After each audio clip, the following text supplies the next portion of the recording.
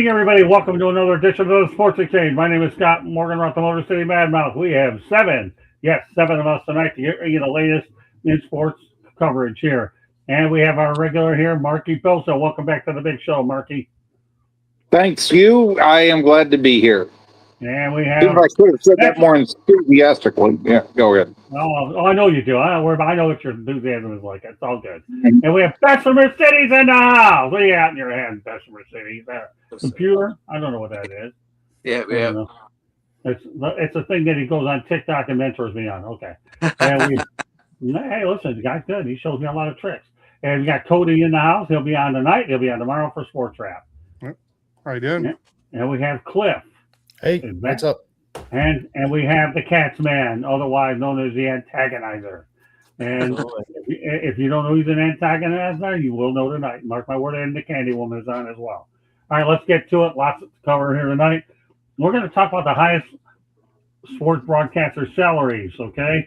Get ready for this list. They get paid a lot of dough. Tom Brady at Fox Sports carries a price tag of $37.5 million per year. Charles Barkley, TNT, $21 million per year. Stephen A. Smith, who's louder than I am, I don't know, depends on what day of the week and how much caffeine you have, $20 million per year. Troy Aikman, ESPN, $18 million a year, not too bad. Tony Romo, fellow Dallas quarterback, $18 million per year with CBS. And we have little Pat McAfee people, $17 million a year, ESPN. And you have Shaquille O'Neal with TNT, $15 million a year. And you have Joe Buck, $15 million per year. Let's go around the horn. Who's worth their money? We'll turn it over to Marky. The ones that I think wouldn't be, I want to take the flip side. Forgive me here. Their money would be the color commentators, not because they do a poor job. Tony, I see you, Tony Romo, Troy Aikman, who you mentioned in there, but you tune in to watch the game. And I think you would be tuning in to watch just about any color commentator there would be. I know that Colin Cowherd once said that John Madden back in the day, that there was about a 10% increase in viewership on the games he broadcast. Of course, Madden usually was broadcasting the best games. So consider that. Was it Madden or was it the matchup? Obviously, I think that Brady's improved a lot. But you're tuning in to watch the teams, not necessarily hear him break down how to beat a 3-4 defense or something like that. For the rest of them, you are tuning in to hear them. Certainly, why would you watch him? Charles Barkley. I mean, you do that.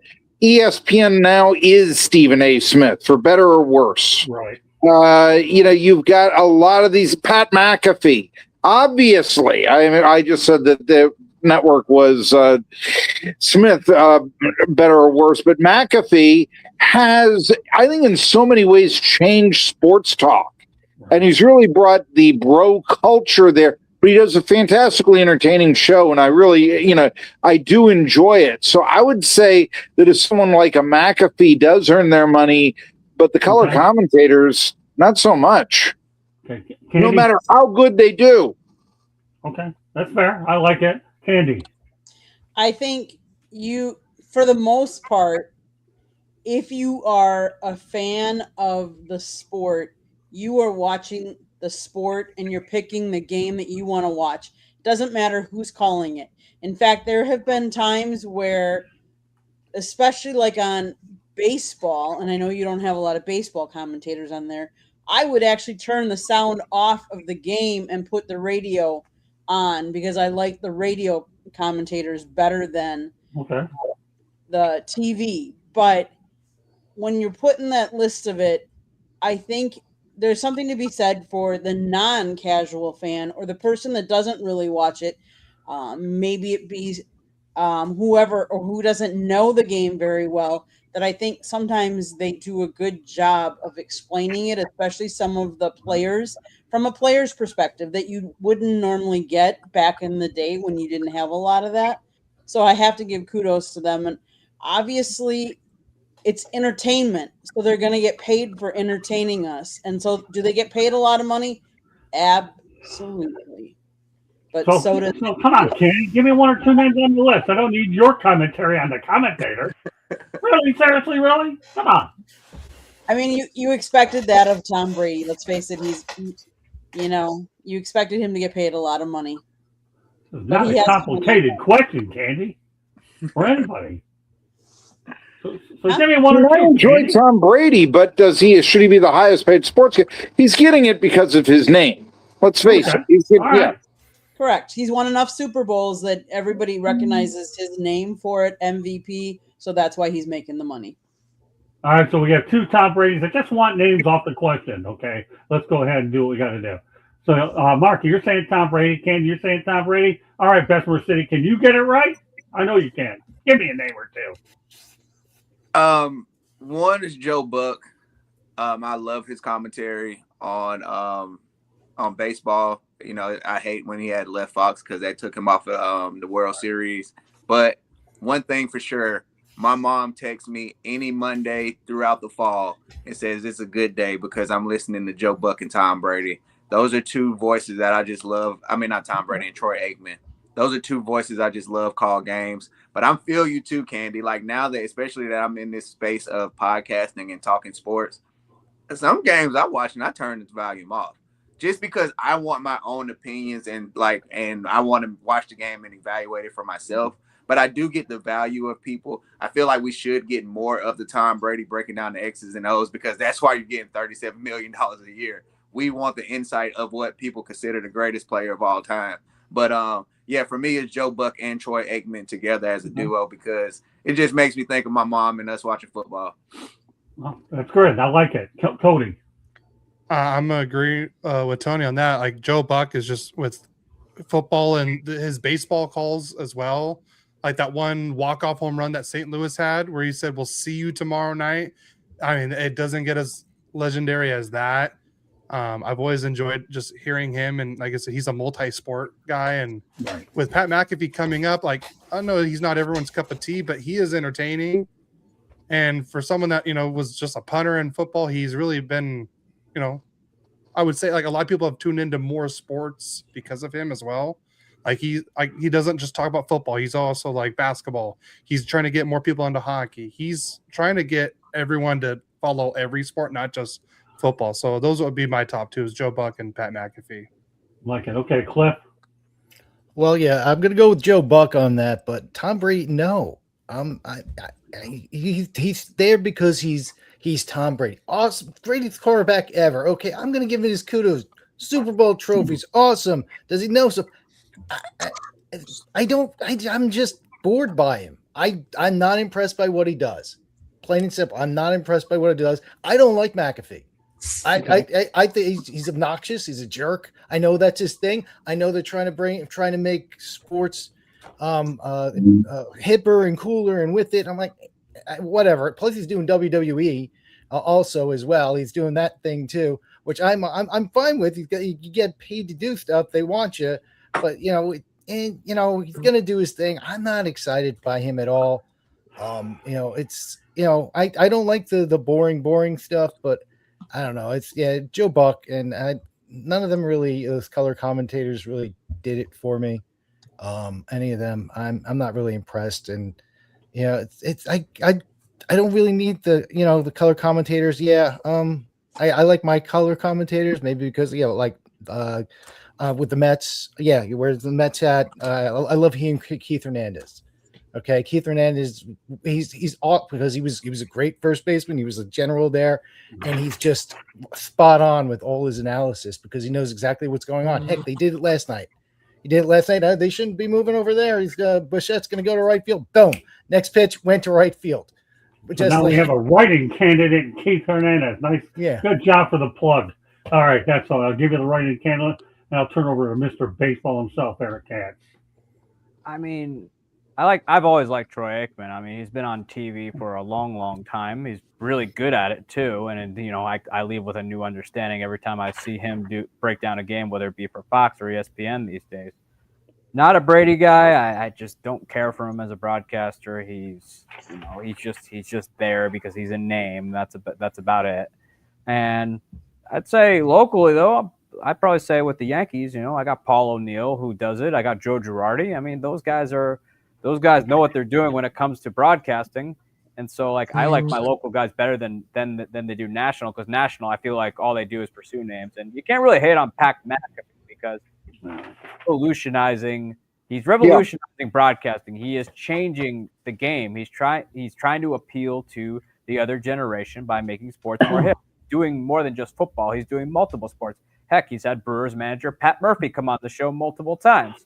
But it's just a new level of broadcasting. That is what the other generation is. That's what appeals to them. And Pat McAfee fits that profile. It should be said, I when I was writing the Pittsburgh Post-Gazette, I did a story, and for the life of me, I can't remember his name, but McAfee went to Plum High School outside of Pittsburgh. And I was doing a story on the Plum kicker, because the Plum Mustangs seem to have the best kicker in the Whippeal in the Western Pennsylvania Interscholastic League. And it was really making a difference in the games that they played, this sort of thing. And so I did a story on him, and, how'd you get to be such a good kicker? Well, Pat McAfee came back to the high school. He's a great guy. He taught me so much. I think that speaks very well of McAfee. He's great. All right, here's who I have. I know I've known Joe Buck for a long time. I always put him on the list. But the wild cards are Charles Barkley. I love anybody that can bash the NBA the way he does and tells it like it is, and he's right. And then the other one I actually like is grown on me is Stephen A. Smith, because number one, we're both loud, and number two, we both back up what we talk about. And he produces his own content, and he also delivers it. So I always respect people that produce their own content and deliver it on the air and take control of what they have to do. Charles, I have no problem. I mean, the NBA is a league that to me is just awful, and he has every right to critique it the way he does. With Joe Buck, it's Joe Buck, and we'll go on from there. All right, let's continue on. Have a lot of topics to get to tonight. Michelle Obama compared watching ESPN to Real Housewives. All right, let's a rapid fire on this one. Marky, what are your thoughts about Michelle Obama talking about ESPN to Real Housewives? I need to know a context where she's coming up with that. I'm trying to because first of all, look, I'm a guy. I haven't really watched Real Housewives. All right, I'm going to tell you, be they in Atlanta or Beverly Hills or Fargo, North Dakota, I haven't. I understand there have been some very. But the thing is, I usually think that Real Housewives are very beautiful women, usually, who are married to prominent people. And I'm just that's my understanding of Real Housewives. I am not an expert on this show. And it has very different locations that are thought to be glamorous throughout the country is the other thing that I'm, as I said, Beverly Hills, Atlanta has a good reputation, Miami, Gary, Indiana. Okay. I mean, all the great places. So that's my understanding. I'm just trying to figure out. I mean, I've got criticisms of ESPN, many critiques of them. Okay. But you want me to make a sexist comment? That's a comment that only a woman would make.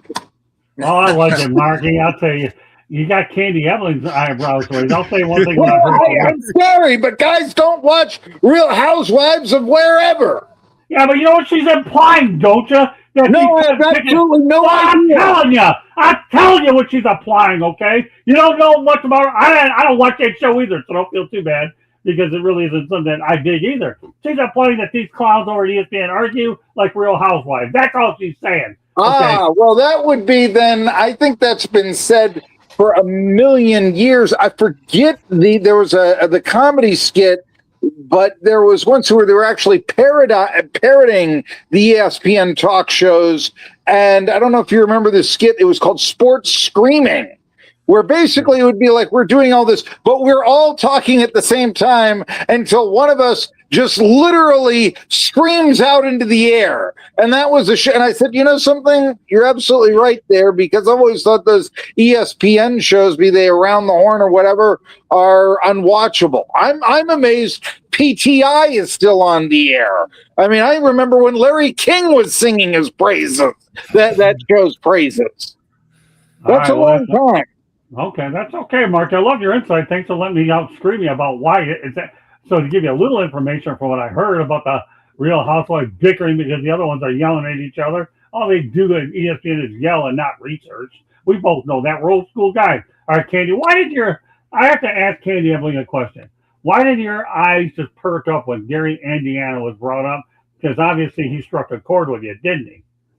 Well, I don't know. I mean, Gary, Indiana is Gary, Indiana. Let's face it, it might be where the Chicago Bears build a stadium. Yeah, right. This is the hometown of Fred Williamson, who I remember talking to online and said, "You ever get back there?" The other thing is that they're the home of the South Shore Railcats, the independent minor league baseball team, and I used to work with Greg Taggart, who was their manager for many years up there in Gary and such. So I'm a little familiar with the sports scene there. Although I couldn't tell you what the high school standings are or something of that nature. But yeah, All right, so Candy, what are your thoughts about her comparison to Real Housewives?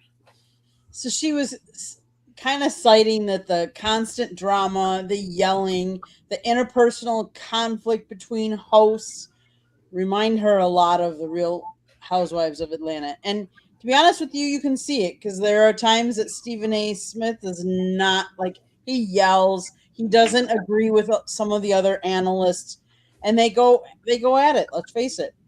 So is it the same? No, but it's all entertainment. They're both both being paid to entertain the fans. So, and Stephen A. Smith gets paid very nicely to entertain us. All right, Bessemer City, you in the house or what? You want to talk about this? Yeah. So look, as somebody who All right, well, now he's in the dark. Okay, no camera, but that's okay. Hide behind this topic. It's okay. No, wait. My camera shows is on. You can't see me? Nope. Just a black screen. A black screen, man. What? Yeah, what? That's okay. Give me your audio comments anyways, and if you figure it out, don't come back on. Yeah, somebody who's watched smut TV with his girlfriend a lot, I get what she's saying. A lot of yelling. No one can get their point across because they're yelling at each other. They do, especially, it's just the debate take topics of sports nowadays. So now everybody wants to have the hot take. Everyone wants to argue about each other's hot take. The only difference between sometimes watching ESPN or First Take or even some of the shows on FS1 and Real Housewives is they don't throw drinks. That's literally the only difference. You get the yelling, you get the screaming. Oh, and you don't get the beeps from profanity. But I can get what she's saying with that. Let me figure out this. Hey, Cody, what's your interpretation of it? I mean, exact same thing as Tony is like. I can kind of see what she's saying. I'm more probably entertained with the ESPN people than I've never watched Real Housewives, so I wouldn't know anything about that. I know my wife has watched some shows, and I walk out of the room and go do something else whenever she watches those kind of shows. Right. I can't stand it. At least what I know with the ESPN, at least I know what they're talking about and what they're arguing about, and I can kind of get on board. But I mean, not my cup of tea when I hear a bunch of grown men yelling at each other like that. But I get what they're saying. But like I said, I can see the comparison that she's saying pretty much. Yeah. Cliff? It's about ratings. People yell. That's what they're there for. I mean, what has she never heard like any type of like sports radio? People. That's why people are yelling about this, that, the other thing. Jerry Seinfeld said he loves listening to sports radio because people yell about things that absolutely do not matter in this world. Right. That's why he absolutely loves that. And it's about ratings. That's what unfortunately a lot of cable news has been. We're gonna have them yell at each other. And I have another an idea about that. If you've noticed, Stephen A. Smith said he's thinking about running for president. Yeah. I think she went to go check him out. He heard that, and that's how she stumbled upon the ESPN. So I don't think if he wouldn't have said that, she would have even bothered going to see what's going on and to see what he does or what's going on over there. Hey, Eric.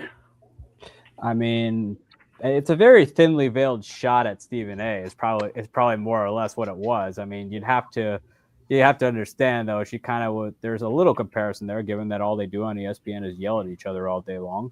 Right. These days, it's no longer gone are the days of Stuart Scott and them. Right. But it, it was just a thinly veiled shot, is what I'd say. And Michelle Obama's right. ESPN has fallen far down from where it used to be, and they no longer have the shows. They no longer really have the personalities, with the exception of Pat McAfee. And there's a reason that other people are just not watching ESPN anymore, and I think that's what Michelle Obama's getting at. And see, I miss Bob Lee and I miss Chris Berman. That's all I can tell you. Bob Lee was as good as it gets, and Chris Berman, obviously, those are two of the originals. Especially on Sunday. Yeah, that were there when it started. And I had a chance to meet Bob Lee over at the NSMA convention. It was unbelievable. I talked about him in my book as well. I actually mentioned Charles Barkley. I have a photo with him in my book as well. Let's continue on. Talk about Chicago Bulls. Obviously moved on from guard Jaden Ivey following his recent anti-LGBTQ comments and a series of controversial remarks involving religion and other topics. He's a former number 5 pick, spent 4 seasons with the Detroit Pistons. He was traded to Chicago in February. What's interesting, and obviously I believe the general manager was fired as a result for making the move. The Pistons ended up going ahead and picking up Kevin Huerter, who's doing a pretty good job as a shooter out there. And obviously Ivy will still get his full $10.1 million salary from the Bulls. Marky, let's talk about the way this thing has unfolded with Jaden Ivey. Is he blackballed? Do you think he'll get another job? I think he will be blackballed. I think that this is an indication of how, the political leanings of the NBA, to be brutally honest with you. I think also that you've got a situation. I wonder, with the comments that he made, I wondered if a suspension might not have been better. In the old days, I think you would have had a suspension. But I think you have here a player that is viewed as a bust. And do we really want this around if it doesn't fit with the political image that we want to have in the NBA? I think it came down to that. Candy? I think part of it wasn't just all of that. I mean, he had mediocre stats at best this year, but they also say that players and management have noted an increase in Ivey's preaching and evangelizing behavior in the locker room, with some reporting that he would interrogate reporters about their private lives, all of which likely contributed to the detrimental conduct case. The other comments don't. His other comments don't help either. But if you don't have it on the court and can't back where your mouth is getting you into trouble, you're more a problem than you're worth.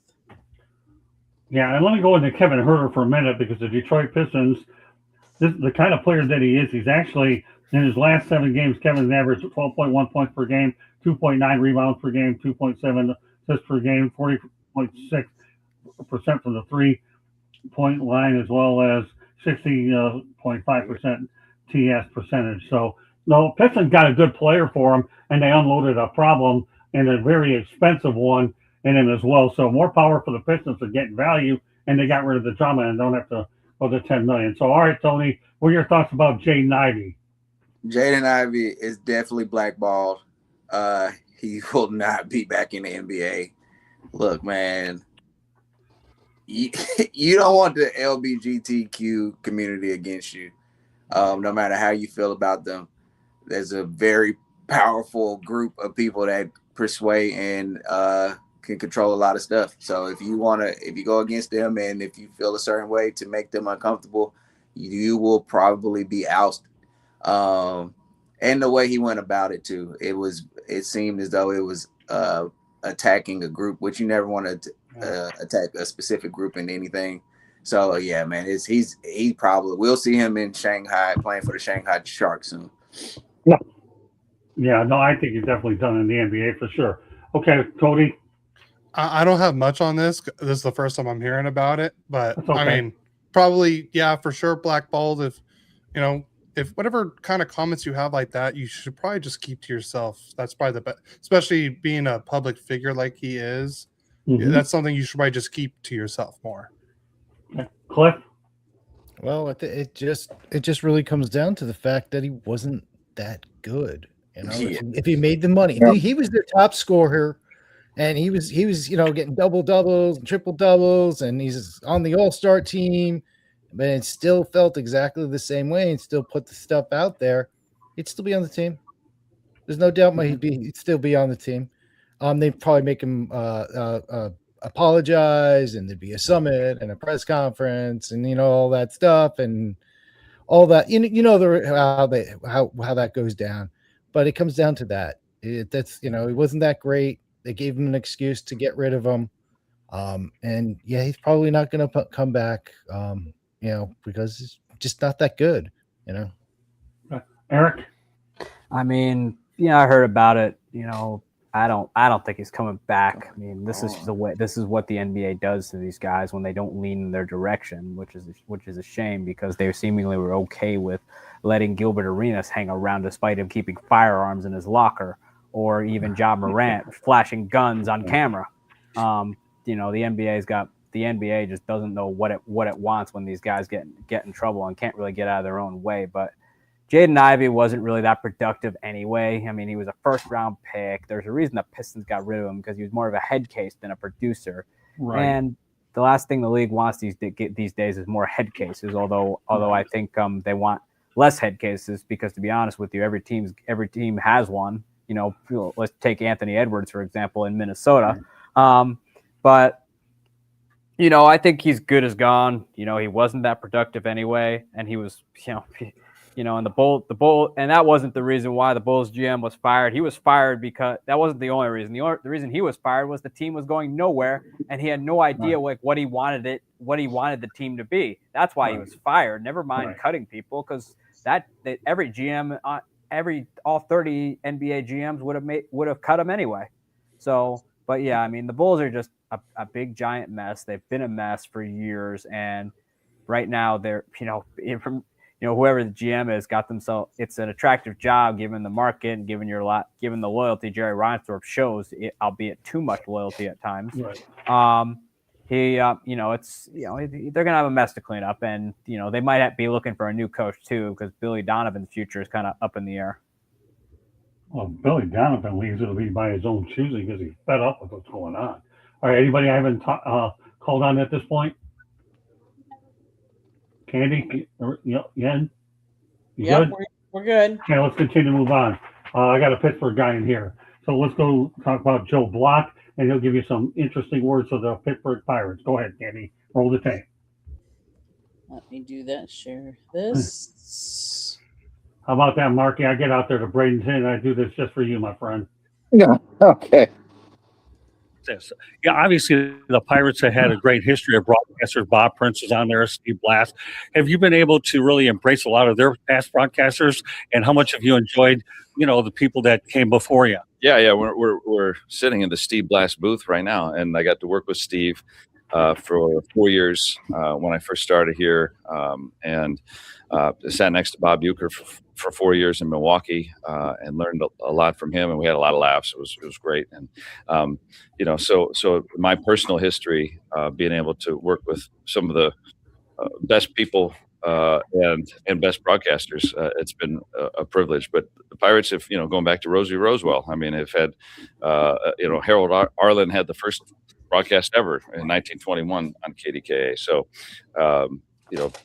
baseball on the radio, it's a privilege to be able to broadcast for the Pirates, because there have been so many great people that have done that through the years. Are there any particular broadcasters that you've learned from over the years that you've been able to try to build your style around? Obviously, you have to be your own person, but let's not kid ourselves. Being from the Detroit area, I've always tried to pattern myself around Ernie Harwell and others, but Ernie was my favorite one. But what about you, Joe? Yeah. I mean, I don't have one person or even a few people that I've patterned anything against. I'm kind of a weirdo, so I just got to do whatever I like to do. But growing up in Detroit, obviously it was Ernie and Paul on the radio. Paul Carey doesn't get enough accolades, in my opinion. He was really good. And then George and Al on TV. You have two Hall of Fame players doing the game. George on play-by-play and Al on color. And I mean, so I learned the game of baseball between those four guys, being able to watch them, and they really made the game vivid, but also, brought it to me in a way that was exciting. And of course, the Tigers. I grew up in, started following baseball in the mid '80s, so '84, I was 6 years old, and okay, what is this? This seems exciting. Cruising Gratiot with my dad in his '57 Chevy pickup, honking the horn, and okay, what is this? So, 85, 86, and I was 8 years old. I started really getting into the Tigers, the 20 home run infield, and then 87 went into, Tanana over Key in the final day of the season. It couldn't have been better. And I was that game, that 1-0 Larry Herndon home run and the whole bit, that game cemented my love for baseball. All right, Marky, some thoughts about some of the questions I asked about the history of the broadcasters. I enjoyed that very much, except that I thought Lenny Fratteri and Steve Blass, if you're looking at Greg Brown, if you're looking at historical pirate broadcasters. I mean, Milo Hamilton wasn't popular in Pittsburgh when he broadcast the Pirates games, but still is a fantastic broadcaster. A Hall of Fame Ford Frick one who also called games for the Pirates and such. And I loved hearing the stuff with Ernie Harwell and the old Tigers. When I was the broadcaster of the Johnson City Cardinals back in 1997, I actually reached out, just wrote a letter to Ernie Harwell. He called me up, gave me all kinds of pointers, including one I have never heard any broadcasting school. It's straight from Ernie Harwell. And it was when you're calling a baseball game, as I asked him, when's the best time to tell a story? And he said, the best time to tell a story is right after a foul ball. You have to get in and you have to get out. But there's more time then, right after a foul ball. And nobody else is, I mean, you're looking at the ABCs of baseball broadcasting, I haven't heard that from anybody else. So, I mean, the Pirates historically have had some great broadcasters. And obviously, Ernie Harwell, you referenced there, might have been the greatest ever. Okay. All right, let's continue with the Pirates theme because baseball history, recent deaths of Bill Mazeroski and David Parker. There are no living Hall of Famers who played for the Pirates that are left. Who knows if we'll ever see Barry Bonds? This is right up your alley, Marky. Do you think should Barry Bonds be in? Is that what you're asking? I don't know. I mean, there's only two that are left. Who knows if Barry Bonds will ever get in? I'm all for Barry Bonds being in the Hall of Fame. By this time, I think the Hall of Fame has been so watered down with the Scott Rowlands and the. I mean, if you want a Pirates Hall of Famer, I don't think he should be in. But Jim Leland and Jim Leland, I think is in now. Yeah, he is in. I don't think he should be. Okay. But I will tell you this, that would be a Pirate who is living, who is in the Hall of Fame. Now, but what I was going to say, if you're asking me, should Barry Bonds be in? I would have absolutely no problem with putting Barry Bonds in because, like I said, it's been watered down so much. And by now, when you have a David Ortiz, but you don't have a Barry Bonds, it gets down to, well, did we like this guy or not? And I know character is one of the determining factors in deciding who the Hall of Fame should be in. But the fact that Barry Bonds may have had a prickly personality doesn't refute 762 home runs. It doesn't, it doesn't refute that he probably was the best ball player. I'll go so far as to say between Ruth and Ohtani. And the reason why those guys might be above him is they also pitched. And that's about it. And they pitched well. Well, let's put it that. I mean, Daniel Okrent said, Beethoven and Cezanne was the comparison he made to Ruth's pitching and hitting skills. Say the same thing about Ohtani. Well, are you knocking Bonds that he didn't pitch? That's pretty hard knock. I'm thinking of if you're talking about other living Pirate Hall of Famers, Burt Blyleven. I want to see Burt Blyleven get inducted. I love the 79 Pirates. But that would be a Pirate pitch for a lot of other teams. You may think of him more as a Minnesota Twin, but yeah, he was a member of the We Are Family Buccos. Yeah, back I think in '79 wasn't he? Yeah, the family yeah. one. Mm-hmm. If I remember correctly. And the interesting thing was, you want to talk about prickly personalities. Blyleven had a little of that. Yeah, but the thing was, in his Hall of Fame speech, he had a bit of a falling out with Chuck Tanner, who was one of the managers that everybody likes. So you have to wonder, well, just what's going on here? You know, Blyleven wanted to pitch more innings, basically, and it sort of stemmed from there. Anyway, the situation came out. I remember in his Hall of Fame speech, he was talking about, I want to thank people, and posthumously, he made sure that he thanked Chuck Tanner. And I did. So, I mean, that also speaks well, maybe, of the maturing of someone like Blyleven or so. But if we're looking at living Pirate Hall of Famers, there you go. I would say Blyleven and Leland are two that I can think of off the top of my head. Yeah, well, I mean, both are in. All right. Anybody else want to come? Gossage pitched the 1 year in '77. Yeah, but I'm talking about the two actual other ones that you'll ever see. I don't think they're going to see any other one for a while outside of Bonds. That was the whole purpose of this question. Oh, okay. Yeah. I mean, I think that it's probably going to be a little bit hard. By now, the Hall of Fame is just a random selection of people. Well, Marky, by now they've had so many down years. I can't think of another guy that would even get close. No, I get it. I would say, you can argue Kutch, but, there's, and I'm trying to think of someone, and I know it's probably on the top. Garrett Cole began his career with the Pirates. Yeah. Okay. Yeah. So Garrett Cole, exactly. Yes. I remember being a Pittsburgh cab driver and driving his parents around. There's a story. But wasn't AJ Burnett also a Pirate? What? AJ Burnett? But he's not a Hall of Famer, though. That's a little bit much. Yeah. Remember, they went with Cole in the final playoff game instead of AJ. So, yeah. Yeah, but here's their problem. The Pirates had 20 years in a row where they didn't have a winning season. Now they're having another top 10 spell. It's hard to find a Hall of Famer on that group. That's the only reason why I brought this topic up. That obviously with Parker and Mazeroski gone, I don't see a road with anybody else. That's the only reason I would say, you want to know one guy that I thought should have gotten, we can discuss if he's a Hall of Famer or not, but Bill Madlock is the only guy with 4 batting titles who's not in. And now you're on to something there. And the travesty of Madlock is if you go back to when they voted on him, he didn't even get 5% of the ballot, which is what you need to stay on the ballot. Now, how 4 batting titles doesn't get you 5% of the vote, I don't know. But I think that goes into, there's a lot of conversation about how Hall of Famers, is there a Yankees bias, whatever. When Don Larson can stay on the ballot for 15 years and Bill Madlock cannot get 5% of the vote, I ask you if there is a Yankees bias. I would absolutely say yes. Great stuff. While you're ahead. Time out, Marky. Time out, Marky. Here we go. Boxing match between Cassie and Marky. As far as Yankee bias, I mean, come on. If there was a Yankee bias, come on, it's a New York baseball writers organization. Well, if it was a Yankee bias, Alex Rodriguez would be in the Hall of Fame by now.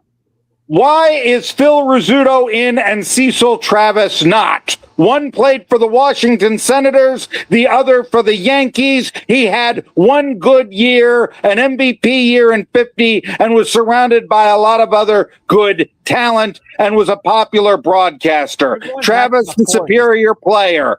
You wanted to A-Rod? I mean, A-Rod is a Seattle Mariner, so that's a very poor. We're talking about, again, by now, the Hall of Fame has become just a random selection of. Scott Rowland. Scott Rowland shouldn't be in there. I agree with you because I can name a bunch of third basemen of that era who were way better than Scott Rowland. But here's the thing: you're also wrong about Jim Leland being in the Hall of Fame. That guy took about 3 out of the 4 teams he managed to the postseason. He helped the Marlins. Jim Leland. There's one. Let me finish, Marky. You've had your turn. Now sit down. Here's the thing about Leland. He took 3 out of 4 of his teams to the postseason. You can't help the fact that the Marlins, as dysfunctional as they are, decided to burn their entire damn boat down and have a little fire sale. And you could probably say the same thing about the Pirates, who decided to become what they are now, which they cheap out on just about everything that walks. And that is why. And you can't put down Leland. Leland turned that team around, took them within a Sid Bream slide away from going back to the postseason. He took the Tigers, who were coming off almost setting the loss record within 3 years, to the World Series. What managerial record does Jim Leland hold? It doesn't help that he had. What managerial record does Jim Leland? I'm asking you. What managerial record? Have you seen his body of work? Have you seen his body Jim of work? Leland's record? First of all, he did not take the Pirates. That was not the deciding factor. Bunting in the first inning with Jay Bell did not put the Pirates to 3 division titles. Let's get that established. Barry Bonds got him into the playoffs. Developed under Leland. And they regressed as soon as Bonds left. Let's get that established right now. Next question. What is the managerial record of Jim Leland? I will tell you. It is the longest tenure in National League history without taking a team to the World Series. Judge a manager or coach by what he does in the postseason, when talent is equal and strategy makes the difference.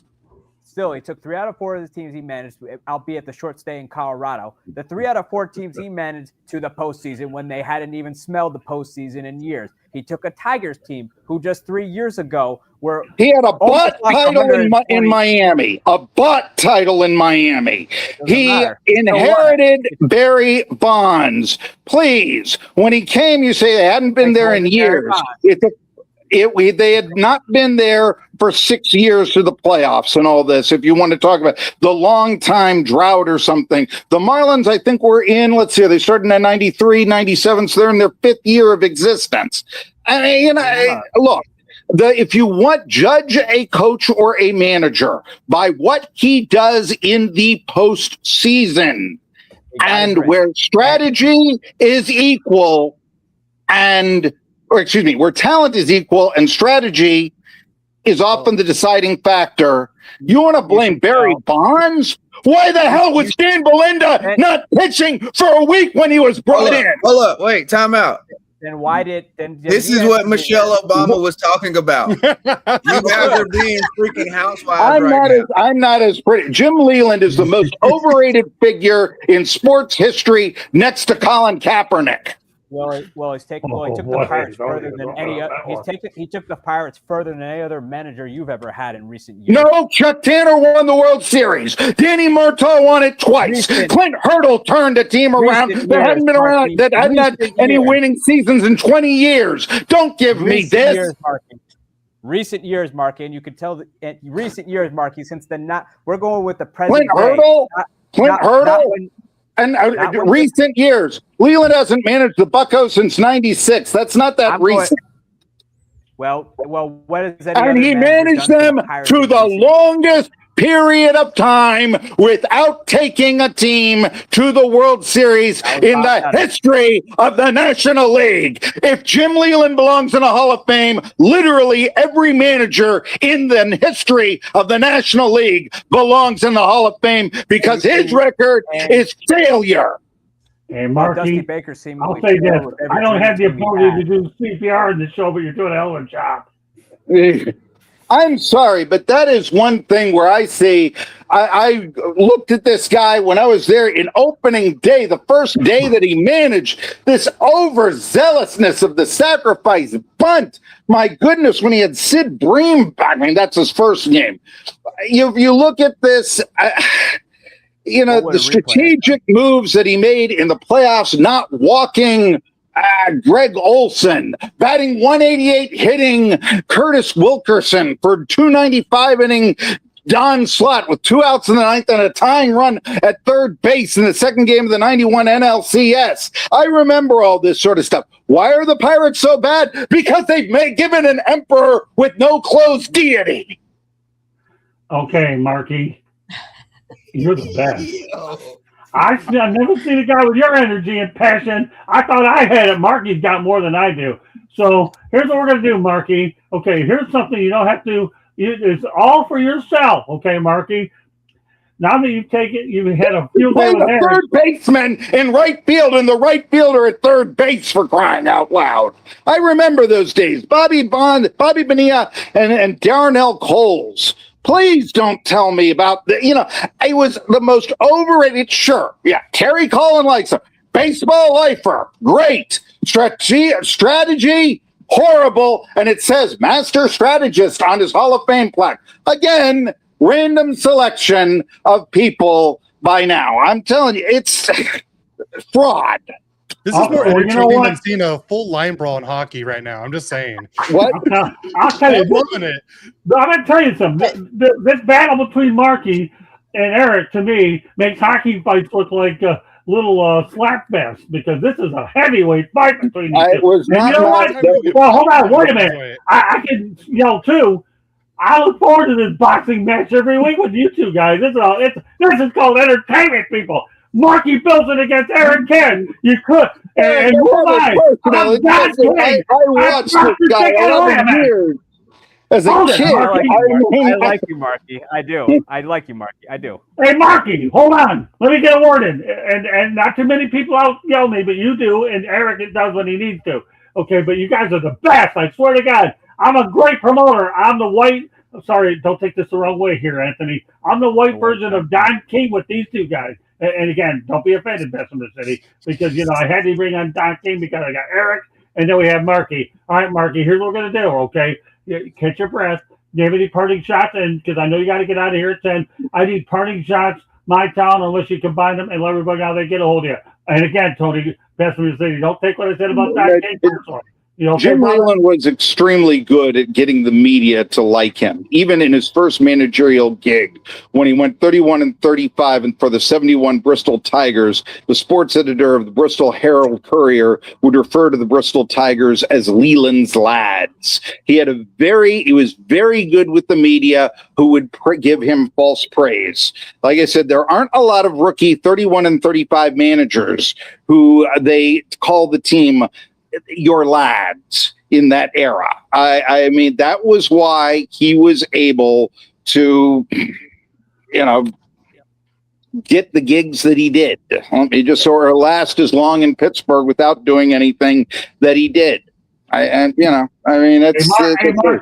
let me say and you had a washed-up beat writer covering him in Paul Meyer. And you want to talk about great broadcasters? Laney Fertieri told me specifically he was great friends with Leland, but he would never ask him about strategy. And so he was able to run. He was able to run roughshod. Let me tell you, I had a good working relationship with Jim Leland too with the Tigers. He's one of the favorite people I've ever had. Yeah. So I had a good relationship. Now, what you and Eric did is different. I'm out of that one, because when you guys go at it, I'm staying the hell away from that. When you're batting the greatest home run hitter in the history of the game in terms of numbers first, where he can't drive in and he runs for 5 years, and then all of a sudden, wow, I drop him in the order and we win the division title. Imagine that. I mean, you've got to look at the fact that the man had some horrible strategic moves in Pittsburgh. And that's why they didn't make the World Series. Postseason?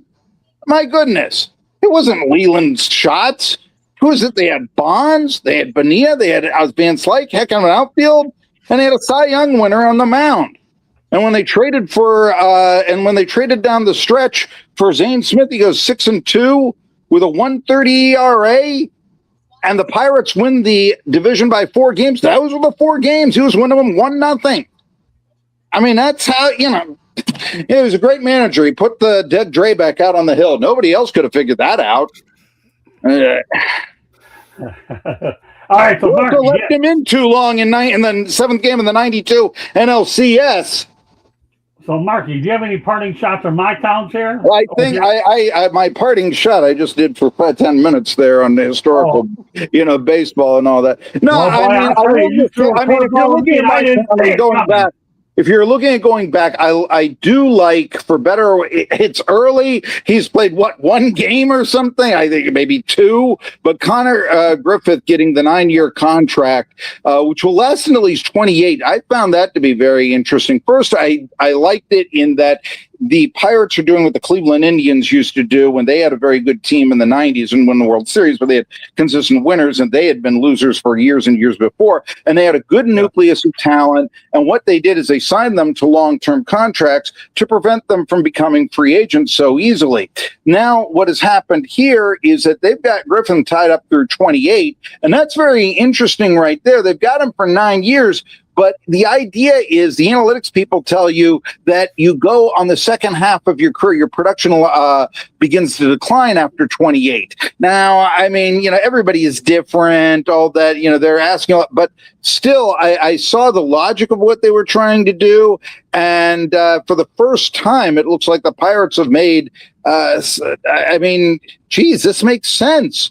You're keeping a good player. You're not just asking him to play 4 years and then trading him away. Wow, this is great. Like a Cole or Kutch played more than 4 years, but you get the idea. Where as soon as they become free agents, letting them go. All right, Marky. I'm glad you can take a quick breath. Okay, you're doing good. I am proud of you. Where do you get that gas? Where do you get that gasoline? By the way. You get Mountain Dew or Diet Coke or coffee? The gasoline that I last had, let's see here. I think I last got it at Mobile in down in OC. So anyway, but so do you drink Monster drinks or Red Bull? No, it's coffee. It's always coffee. Okay, there you go. The coffee just made you. All right, so, Mark, you let everybody know how to get a hold of you. Man, you are the greatest. I made some additions this year. I think I've been the loudest here. And that doesn't matter. Hey, Marky, I come to expect certain things out of you. I found somebody louder than me.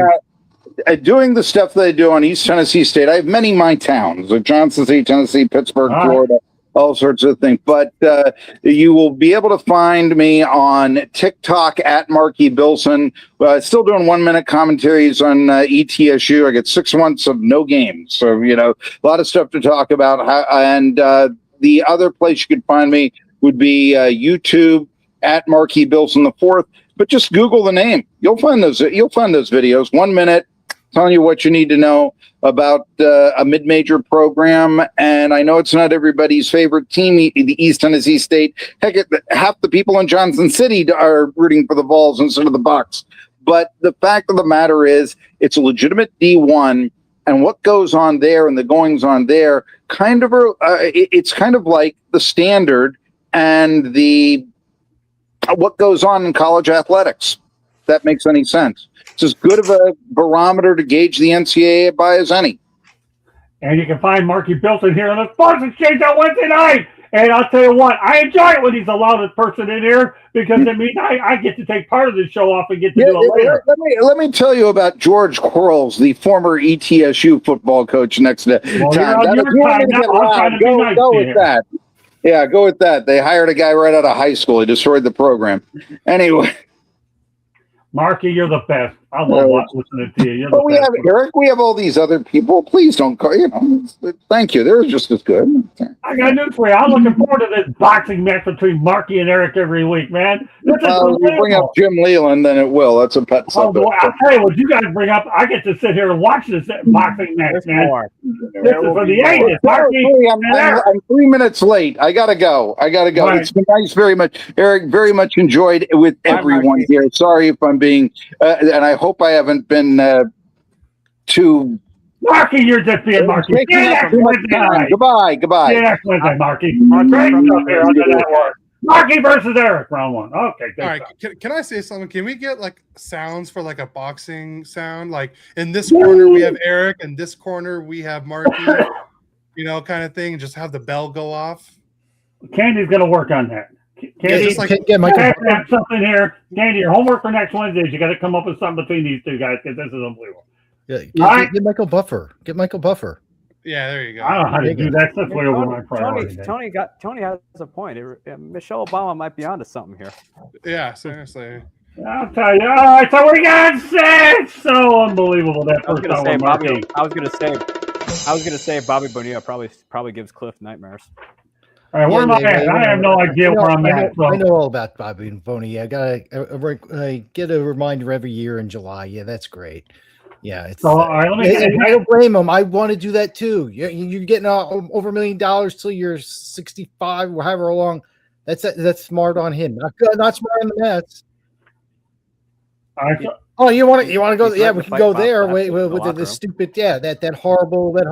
Yeah, I've got nightmares from that team. Okay, so we can go that way. And you brought up just to bring him back again. Vince Coleman. Yeah, again. Let's throw bleach. Yeah, that's great. Yeah. That was great. I was like, well, why is he coming back? Yeah, it's like, sorry, we're getting a little lost here, Scott, on our thing. Yeah, we can go back and forth with that. Yeah. All right, don't worry. We got plenty of things to go back and forth here. Candy, I think it's time for a quick station break. Don't you think so? More show to come. South Florida Tribune Publishing Company published a book. Why isn't it coming up? Lessons from the Microphone. Oh, come on. She's got all kinds of graphics. Don't put me on the cover of my book. That's okay. At least you're the one that wrote it. Yeah, that's okay. I wouldn't know how to do this stuff. That's okay, Candy. However you just talking, I'll kill you. After all, you're one of the big brainstorms out here. Figure it out. I'm sorry. Go on. Lessons from the phone, tuning into the enduring wisdom of visionary leaders. It is written by our host, Scott, the Motor City Madmouth Morganroth. Talks about his 40-plus years in the media business and how it has evolved. Old school media versus new school media. Get your copy today. It's available on Amazon, Barnes & Noble, Kindle, Google, and Apple Books. There's also a link on our website, www.southfloridatribune.com, where there's a plethora of great content. And if you like to listen to the audiobook, you can find it wherever you get your audiobook as well. If you'd like to advertise or sponsor a show, or if you want to come on and watch the boxing match, the Sports Exchange. If you ever want to be a guest or have topic ideas, you can always email us at southfloridatribune@gmail.com. If you want to, last but not least, if you see that red subscribe button in the lower right-hand corner, that means you have not yet subscribed to us. What are you waiting for? Just click it, like us, share us with all your friends and family, and then turn on your notifications so you never miss one of these awesome broadcasts. Monday nights is baseball night. Tuesday nights is football. Wednesday nights preceding this was the Motor City Madmouth Show with Scott and Steve. You never know what they're going to be talking about. And then obviously on Sports Exchange here, you don't know what we're going to be talking about either. Thursday nights, Sports Wrap. It's either hockey or soccer, whichever one is on topic for the night. And then Thursday nights, 9:30 p.m. Eastern, as Scott affectionately calls it, come on over to the Country Club. It's Fire Up, where I lead the show. So turn on those notifications so you don't miss any of our great programming. Back to you, Scott. All right, let's talk some NIT basketball, Candy. I'll tell you one thing. Stephen Pearl was under a lot of criticism for his first year, but you know what? He emerged as NIT champion, so, give him a little bit of due here. His one-year resume includes a 22-16 mark, 7-11 in the SEC, and obviously his quality wins were against St. John's University, Florida, and Arkansas, 36 in the Ken Palm and NIT championship. So, Candy, give us an overview of the NIT tournament, the matchups that you actually had in this one, which actually concludes at Madison Square Garden. You had the Auburn Tigers, Illinois State Redbirds, New Mexico Lobos, and the Tulsa Golden Hurricane. Candy, give us an overview of the NIT Final Four. So this is only Candy only. We don't need anybody to comment on it. Auburn beat Nevada. Illinois beat Dayton. Then New Mexico beat St. Joseph's. Tulsa beat Wichita. Tulsa went on to beat New Mexico. We're only looking at the Final Four, Candy. That's it. Auburn beat Illinois. Those are the Final Four. Auburn, Illinois State, Tulsa, and New Mexico. Tulsa lost to Auburn in the finals. Oh, there you go. Stephen Pearl won an NCAA championship. Obviously, you're from that part of the country. What are your Cliff, what are your thoughts of at least the thing in Madison Square Garden?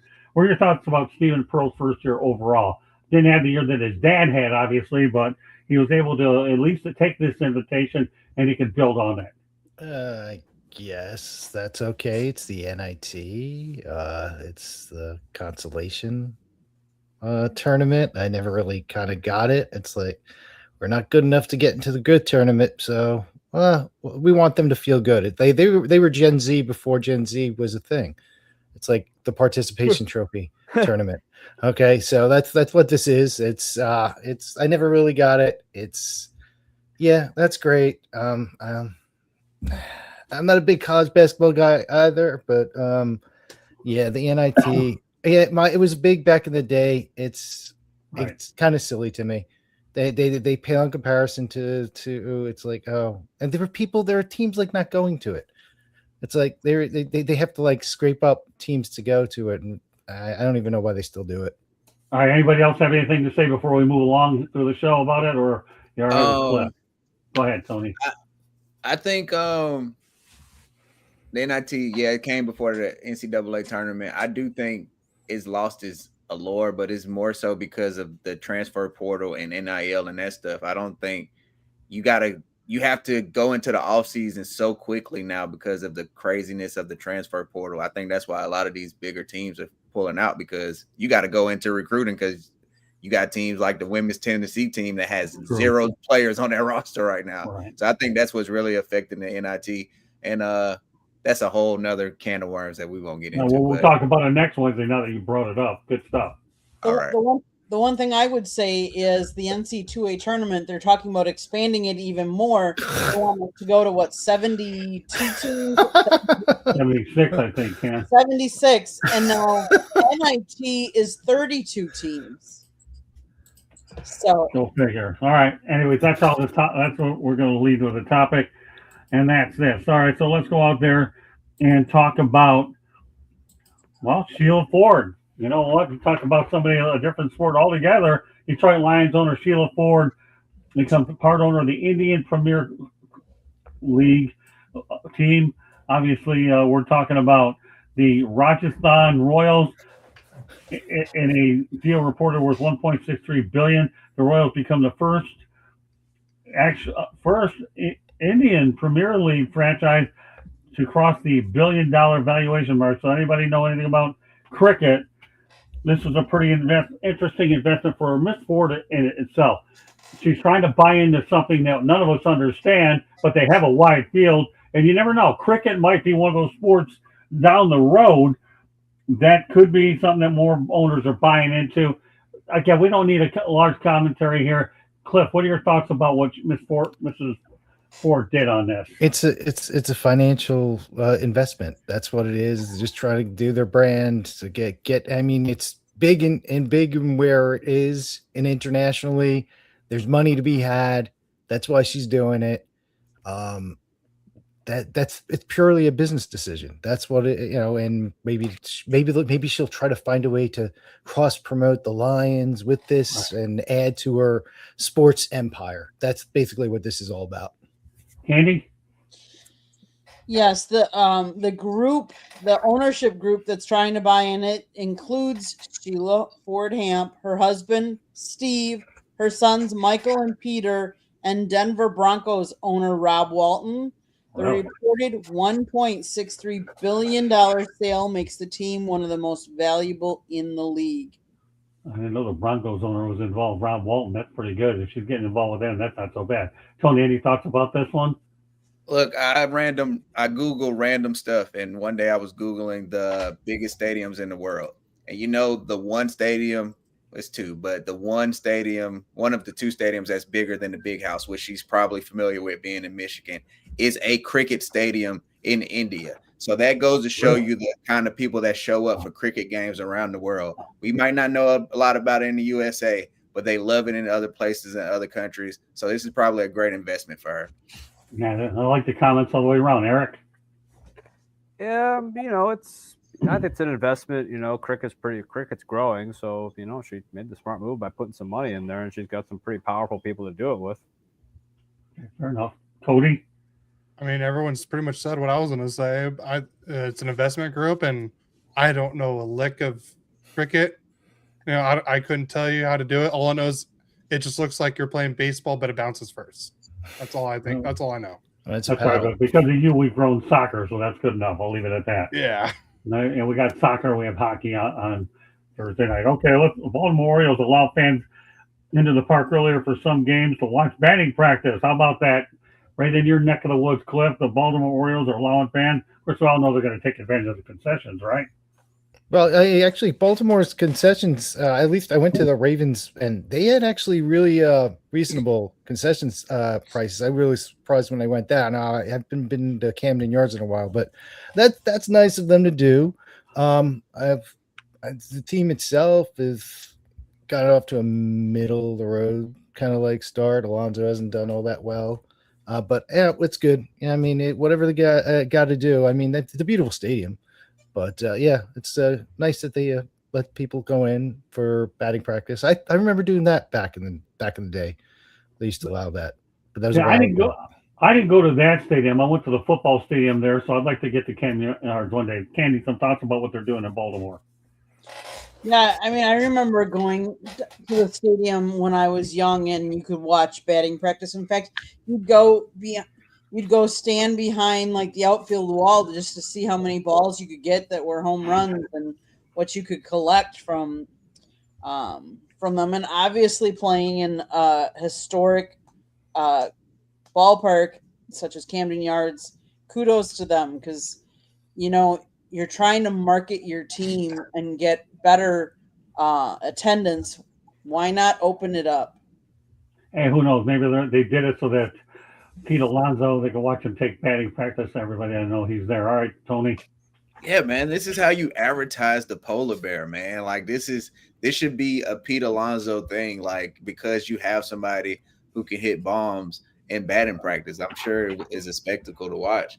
But this is just good. You want to grow the game. You want to engage your fans. You want to reinvigorate Baltimore and the Orioles and say, hey, guys, we have a good team. Come watch us. It makes sense. Now, will they continue to be a good team and people want to watch them?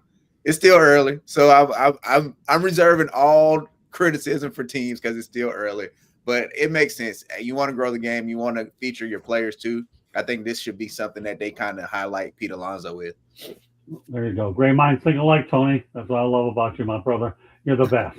And I have an announcement to make later on today with Eric and Tony. Of course, Tony doesn't know about it yet, but he will in a few minutes. Oh, okay, snap. And that's it. Yeah, well, don't worry about Tony. It's all good, brother. All right, Eric, go ahead. You're next since you guys are next to each other. Well, I mean, it's great for Baltimore to do that. I mean, I've always thought it was really cool to see batting practice. I mean, I remember they used to let you back in the day. Now the players have really kind of been against taking batting practice in front of the fans, which I don't see why. I mean, simple toss, guy's probably going to blast it in 100 rows in the center field.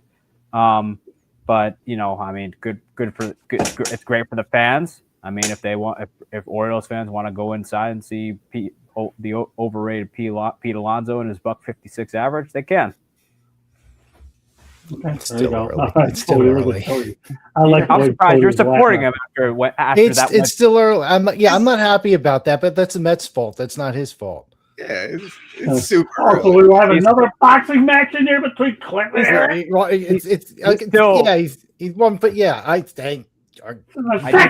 Boxing match between you two. I nicknamed him Swing and a Miss Pete because that's all he seemingly does. My God, there we go again. Yeah. This early, sure. Yeah, they're gonna happen to anyone. He's not in the same even with the Mets lineup. You didn't see last year. Yeah, he struck out a lot. They hit a lot of home runs too. He also benefited from Juan Soto in the lineup. Had Juan Soto not been there, he had done that before. He was pretty good before. All right, it's not like you're not gonna say, yeah, did he suck the year before? Yeah, they have bad things. They have bad seasons. It happens. But it's like he wanted that big contract, even though he plays first base and was hitting probably average numbers for a first baseman this day and age because he hasn't equaled what he did his rookie year. No, he hasn't. You're absolutely right, but it still doesn't mean he hasn't performed. And he had a good year last year. He proved he deserved to get what got. But because he was the team. He was that player. Okay, you need those players, and he did perform. He earned it, and the Mets didn't want him. I'm still upset that they didn't want him. Now we get Fientos is doing okay now, but we'll see. We're very streaky. Okay, the Mets are very streaky. Our fans are even streakier. We are very extreme. It's like, oh my gosh, one day, they're going to win the World Series. Next day, oh my gosh, blow it all up. It's like, guys, calm down, stop. There's a lot of yes, they've had a lot of traumatic experiences. Yeah, I can give you traumatic experience if all right. I got a few topics I want to get to, including MLB realignment and expand. No, that's okay. We have one rivalry with Eric with Markey. Now we get it in the second hour with him and Cliff. I love it. This is what this show's all about, people. We create rivalries within the program. And we take entertainment to a new level, right, Tony? Bessemer City? Right, Tony. Shake your head and clap your hand because we have another rivalry in the second hour. All right, I'll tell you what, Cody. Are you enjoying this? Give us your thoughts real quick about the early one, and then we have a couple quick topics before we go to MLB expansion realignment. I almost forgot what we were talking about. Yeah, that's all right. The batting practice over at Camden Yards and let them in early. I mean, when I was growing up, we always went to the batting practice for the Angels, or whenever we went to Dodger games, and I thought it was like a normal thing, So it's good for the Baltimore Orioles to do it. I just combine the name. It's just easier to say it that way. But like I said, I think it's great. You get to show off, some of the new acquisitions you made. Alonso, Taylor Ward, and I think they picked up somebody else. I just can't remember too. But they get to show them off. Open the concessions a little earlier, maybe more alcohol sales and more food sales, and people are on this team store more. So, I mean, not a bad idea. And so, you kids get to try and catch a home run ball or a foul ball. And what kid doesn't want to do that at MLB Park? There you go. All right, one more basketball topic I want to get to. Then we're going to go everybody's favorite topic. Although Eric's and Candy will talk about this one probably on their own because it's in their hometown. We'll limit it to them on Cooper Pratt. Well, let's talk about Adam Silver says there was nothing he could do to stop the Luka Doncic trade for Anthony Davis. Anybody want to talk about it? Does anybody agree with it? Tony, come on. I'll tell you, you do a good job talking basketball. What are your thoughts about this one? I'm a Lakers fan, and I'm tired of hearing about the Luka Doncic trade. I'm sick. It was over a year ago. Trades happened. And, of course, Adam Silver couldn't do anything about it. I guess it was brought up because they want to reference when David Stern vetoed the Chris Paul trade, but that was totally different circumstances. It was right after a lockout. It was a team with no ownership. Hey, if an owner agrees to trade a player, that's just what happens. That's the NBA. I don't even know how that's a thing where the commissioner would even bring up wanting or having the opportunity to stop it. If the Nuggets wanted to trade Nikola Jokic, they can do it. That's the rights of having the player under contract. That's just what can happen. We never seen anything like that happen before. Dallas got rewarded with getting the number one pick after having a 1.8% of doing it. Right. That's their reward. They got Cooper flag. Right. Anybody else want to talk about this, or you want to move on? Move on. Okay, works for me. Let's do it. All right, Cooper Pratt reportedly signs an 8-year extension. MLB's number 62 overall prospect with the Milwaukee Brewers. Pratt was actually hitting 261 with a 730, I think what they call it, whip or whatever, and 231. And so with actually an average of 261 and actually 231 minor league games. Any thoughts, Eric, about Cooper Pratt getting a little extra money? I was sort of surprised they did that just because he's really a defense right now. His bat still has yet to really come around. He's a great defender, and I think when it's all said and done, he will win. I think he has an opportunity to win a Gold Glove when he comes up. But his offense really hasn't come around yet. But if that offense, I think the Brewers, were pretty opportunistic on this one, that they're banking on his offense coming around. Okay, Tony, we'll go to the baseball people on this one, unless anybody else wants. Hey, the theme now is pay him early, avoid arbitration, right? And if you look at what his name is fleeting me, what Pittsburgh just paid, what Seattle just paid for minor leaguers, this is cheap.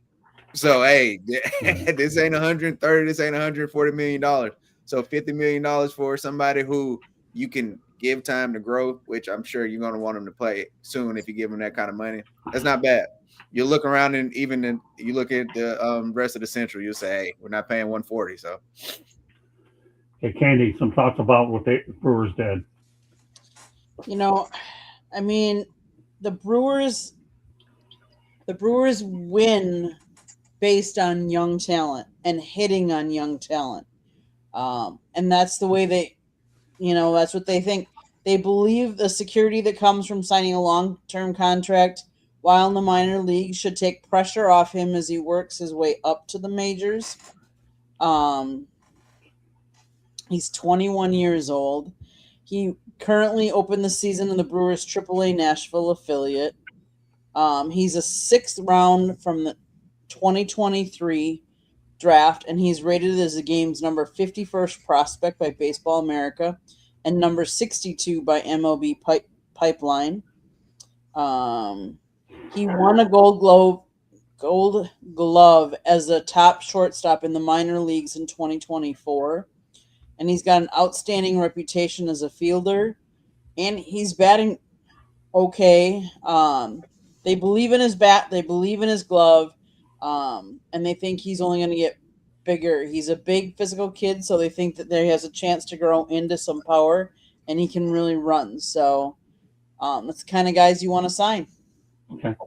Cliff, Cody, you're welcome to defer on this so we can get to other stuff unless you want to add to it. I'm good. Okay, no, that's fine. All right. Rob Manfred said he can see expansion and drastic realignment in the near future. What I did on baseball, I'm going to do it here on this particular question, is I'm going to go around the horn on this very quickly, rapid fire. This realignment is going to take a little time, and we have parting shots and as well as my town. So, Cliff, give me the top 2 teams that will likely see as add-ons to bring MLB up to where they want to be. I think 32. Just 2. Yeah, that's all I'm asking. 2. Probably Nashville and Salt Lake City, but I think Portland has a chance too. Okay, no problem. Good enough. Candy, give me 2. Nashville and Portland. Okay. All right, Tony. I'm gonna go Charlotte, Carolina homer. I'm gonna go Mexico City. Oh, okay. All right, Eric. I'm going to go Nashville and Portland. Cody? Bring the Expos back to Montreal. I wouldn't mind Nashville or an Omaha team, too. I think that'd be fun. Yeah, you know what? I'm not bad at Omaha. Sentimentally, okay. I'd love to see the Montreal Expos. I really would. And then put them in the same division with Toronto. Then you have an NHL connection there. Mm-hmm. But there's perception and there's reality. Montreal is no close to getting a stadium there, and obviously they can't go with Olympic Stadium, so they need one in there. I haven't heard any talk. So conventional wisdom for me would say Nashville is a lock, and I would say you put Utah in there, and then Utah has a rivalry with Colorado. And I can tell you, how do you spell the word altitude times 2? Okay, that's what you have. So, all right, Candy, go to the graphics. We're going to talk about realignment. And then, Cliff, you like to go ahead and talk about this. So let's go ahead and I'm going to tear this apart. This is an abomination. Okay, this takes the very heart, the soul, the very spirit, the essence out of Major League Baseball, American League, National League. You are taking away the tradition. You're taking away everything by doing this. This is utterly vile, disgusting. What are you doing? You're taking everything out of what makes baseball special. You want to tweak a couple things here and there. Okay, yeah, throw Colorado to the American League, maybe Tampa to the National. That's fine. They don't have a whole lot of tradition there. That's fine. You do this piece of garbage. This is the beginning of the apocalypse. This is just destroys sports at every stinking level. It's like I'm so pissed off about this. You can't even imagine. It's like Gandalf in Lord of the Rings. None shall pass. And you know what? If you think none shall pass, you better watch out, because Red Foreman's going to put his foot up your ass. He does it on that other word that you said, but tell me how you really feel, Cliff. I love that reference. Red Foreman. Yeah, Lord of the Rings. I haven't heard that one in a while. The Red Foreman one. Put your foot up your ass. That's a that was the part. I no problem. I can't read it. It's too small. I commented the other day. So I think the expansion teams that they were looking at there, if I remember right, is what, Portland and Charlotte. Is that correct? Or Nashville and Charlotte? I don't know. I can't even see. Help me out, Candy. Or I don't know. If it's in the Northwest, it's definitely not Charlotte and Nashville. Yeah, so that's probably Portland and Portland. Like Nashville. Yeah, I mean, yeah. Nashville for sure is coming. Yeah, realignment. Okay, all right, Cliff. Anything else you want to add, since you like to pick these expansion and realignment topics apart? Yeah, it's not that hard. I've had this many years ago of how they should do it. I'm okay with 4x8. That's fine. But it's just putting all these teams like the Yankees and the Mets and the Boston Red Sox and the Philadelphia Phillies together. But it seems like it'd be really neat. And so you're taking away the very essence of what baseball is. The American League, the National League. Yeah, I'm okay with I'm not all, anti making some tweaks here and there, rule changes here and there. I'm fine with that. Doing that just completely obliterates it. I'm happy to go to 32 because now we can go back to where I hate interleague all the time. I like interleague when it's between basically Memorial Day until about the All-Star break, when you can do that. I know why you can't do it now, because we only have 30 teams and you have to do it that way. It sucks, but you got to do it. This is utterly ridiculous. It's an insult to the very game, and everybody who's ever played it. So, Candy, were there any other graphics, or is that the only one you're able to put up? I don't. With all the other ones. All right. Well, Candy, just summarize them real quick, if you can. My eyes are just bad. I can't do it. Hold on. Blow it up a little bit. Expand my. She's just going to go over everything real quick. Go ahead. This one it puts Charlotte in the expansion in Mid-Atlantic, and it puts Nashville in the Southeast. Okay. So this is a whole different one, because the other one had a Northwest one. Right. Yeah. Right. These are each different ones that Scott found. Yeah. Get to the next one. And I this think one, Jim Bowden has one in there too. Oh, look, another division for the Angels to be last in. That's funny. Sorry. I'm an Angels fan. Diamondbacks aren't that great. Yeah, well, have you seen the Angels? Yeah, I'm trying to give them a little bit of hope. They might not win the game, but they'll win the fight. Yeah, it's like they're going to lose all those games. Is that a pun intended right there, Tony? Yeah, what happened? Okay. We don't need to switch. I mean, we don't need the divisions to be even. We just need them to. We've had divisions that are not even. The Central had I think 5 or 6 teams at one point. Yeah, they did. With the Astros were there, but then they moved the Astros to the AL West. Yeah, thanks for that. We don't need to make it's okay to have uneven divisions. I mean, gosh, we have extra wild cards for a reason. Exactly. Thank you, Eric. That's why we do have them, because of that reason. All right, Ken, that's enough of it. Any questions or comments about realignment? Everybody satisfied? I like seeing the Tigers and the Brewers in the same division for obvious reasons. Then, of course, you put Toronto, you sprinkle it in there, and the Tigers have a good. Yeah, I know, Cliff. Give me that hands. Okay. All right. Well, what do you want to see, Cliff? We got to make sure we appease him on this one, because he's pretty animated on Facebook about this realignment thing. Now is your chance. Now is your chance, Cliff, to say it like it is. I told you to get free reign on this topic, and you got about a few minutes to go. I thought Marky was back on the way Cliff was going. Holy moly! Well, yeah. When you mess around with baseball and the American National League, you're gonna hear a whole hell of a lot from me. Yeah, I figured that, Cliff. There's no question about it. And hockey, you're even worse, but that's okay, because I see you debating everybody on the planet, but that's okay. I look at Cliff as a realignment and expansion whiz. and that's why this topic was built for Cliff on this show tonight. I think about you, Cliff. Okay. Thanks, sir. You're welcome. All right. With that said, I think we beat this topic up as well as we can. So we're going to go around the horn here with parting shots. Cliff, lead off. Parting shots. Okay. Parting shots. I have to say, Islanders. I knew they were going to collapse. They collapsed. And what did they do? They fired Patrick Waugh. A little surprised they did it this late in the season. They didn't really have a great roster. Third and fourth liners, with the exception of a couple of guys.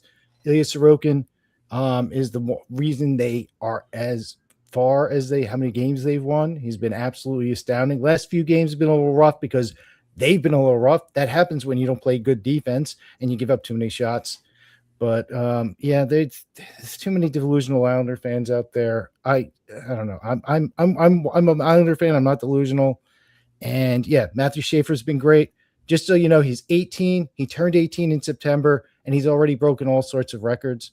Phil Housley, all these other guys. And oh yeah, he lives with Matt Martin and Boomer Esiason's daughter, who Matt Martin is he hangs out with their little kids. So he's like a little kid, and he's still doing all this. He's one of the top 10 defensemen in the league, and he's still doing this, and he's still like a kid. So, but yeah, that's my thing. I'm upset with all that, but I'm not surprised. Go ahead. All right, Candy, give me your parting shots. I have two. Rest in peace, Davey Lopes. He passed away at the age of 80. He was a former Brewers manager. And then I want to wish the Wisconsin Badgers hockey team good luck as they take on North Dakota tomorrow in the Frozen Four. Well, actually, and obviously, Cody and I will be talking about that in more detail with the group tomorrow night about the Frozen Four. Okay, Tony, go ahead. What's your parting shots, my friend? Hey, you know what? I would say this for everybody, but Cliff, I want you to hear me out because you said it as a Mets fan. It's a long season, guys. You don't want to get too high. You don't want to get too low. And I am a Yankees fan who needs to listen to my own advice right now. 162 games is a long time. Don't stress out over no 10-game stretch. That's all I'm going to say about that. Okay. All right, Eric, give us your parting shots. I know this comes easy. I hope you are listening, Marky. I hope you are listening because Jim Leland has a .506 winning percentage as a manager, a winning record in the postseason, 25-23. He took the Detroit Tigers to the World Series as well as on other deep playoff runs, and won the World Series with the Marlins. Turned the Pirates around. Granted, he ran into bad luck when ownership decided to go cheap and fire sale. That is a Hall of Fame manager. You won your ring, and you won practically everywhere you went, with the exception of the 1-year stay in Colorado, which people forget about that blip on the radar. But he won, over 1,700 games and a .506 winning percentage. There are managers who have done worse. Yeah, I can tell you everybody's looking forward to that first hour when Eric and Marky battle it out. I have to be really smart about what topics I'm going to draw these two in. For 506. A new rivalry has emerged here on the Sports Exchange, people. My former partner, George Eichhorn, and I, when we started the show many years ago, would never have realized what we're turning into here. We're turning this into a legacy, people, with Marky. We got Cliff. We got Eric. Of course, Eric yells at everybody. That's okay. If you don't believe me, go back to some of our old shows, and he used to beat the daylights out of Mark Mancini, people. All right, Tony, what's your parting shot? Oh, well, I didn't think I would say this because, before the season started, I did not think my Ducks were going to be in a playoff spot. But now, they're leading their division barely.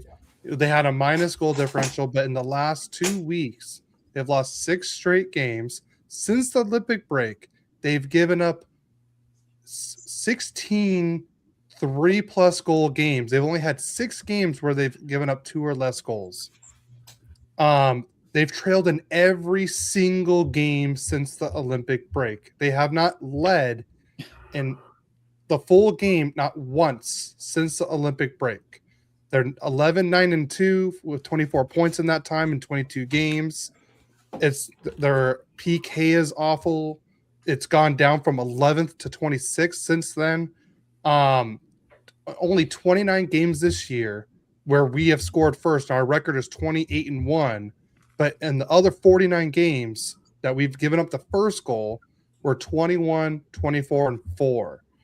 We are god awful right now. We're losing to teams that are not even in the playoffs. I mean, some of the teams are fighting for a playoff spot, but we lost to the Sharks. We lost to the Predators. We lost to the freaking Flames. We lost to Toronto Maple Leafs, for God's sakes, without Austin Matthews. Wow.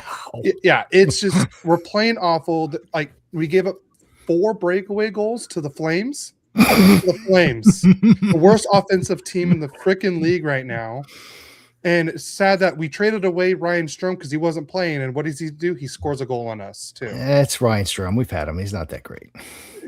Yeah, I liked him as a Duck. I liked his chemistry he had with everyone. But for him to go to the Flames and then he scores on the Ducks. And we just lost 5-0 to the Nashville Predators last night. We outshot them, but like I would say 90% of the shots were right at the goalie. It's like they were aiming to hit him, not actually score. And we got goalied, I'm not gonna lie, but 90% of your shots should be aiming towards putting the puck in the back of the net, not hitting the goalie.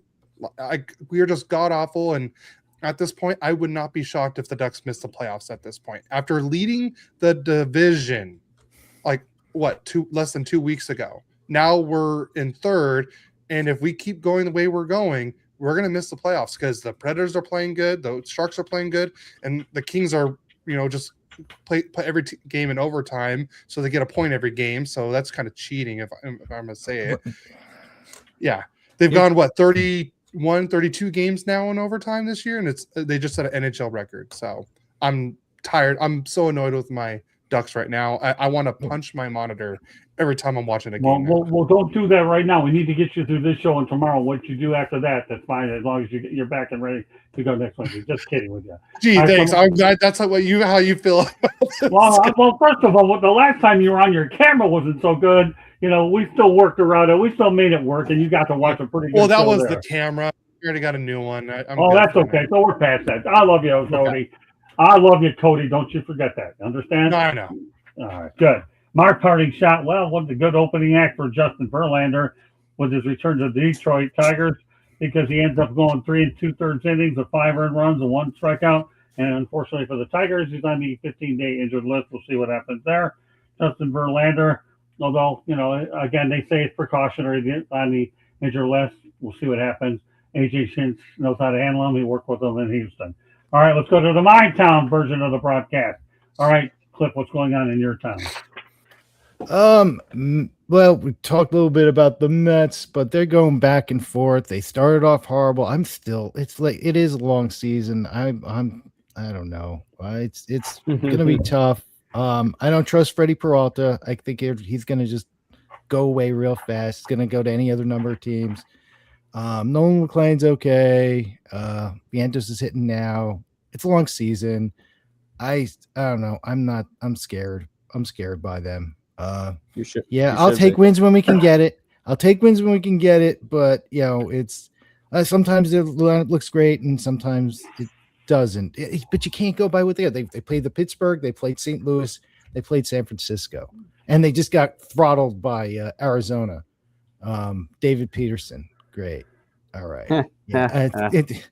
Sometimes he's fine and sometimes he's not. He's usually a typical 5th starter, and he looks like it sometimes.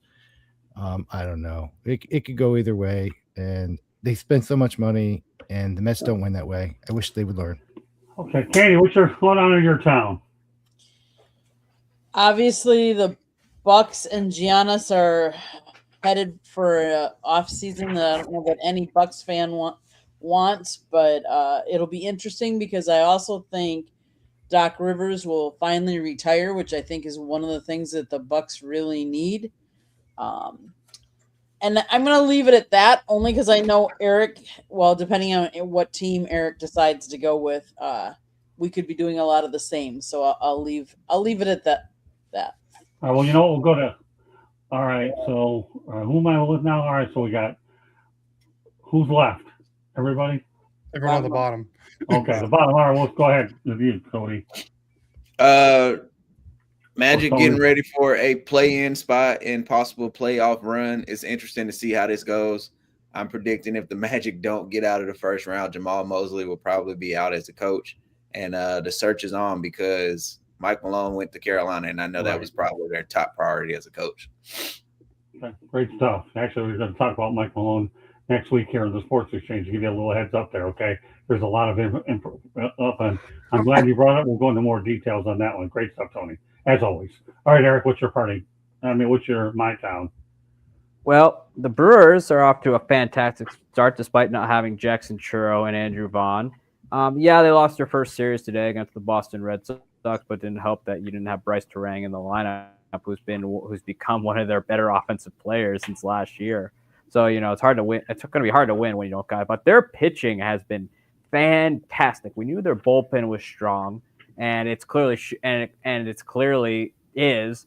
And there's Kyle Harrison is has become the latest success story in the Milwaukee Brewers, turning an average arm into something useful. But yeah, the Brewers are off to a fantastic start. People should stop sleeping on them and should just accept the fact that the Cubs are overrated and the Reds always fall flat on their face when it matters. They are the team of that Central, and they've won. There's a reason they've won 3 years in a row, despite losing the likes of Josh Hader, Corbin Burns, Freddie Peralta, and more. They've won 3 divisions in a row in spite of all that, and yet people continue to sleep on them. It's pissing me off, and people need to knock it off because people all seemingly forget this is the same team that banged out 14 wins in a row and went to the NLCS. For a team in that market to make that kind of noise, that's pretty good. So people need to stop sleeping on them. They need to win the world championship. All right, go ahead, Cody.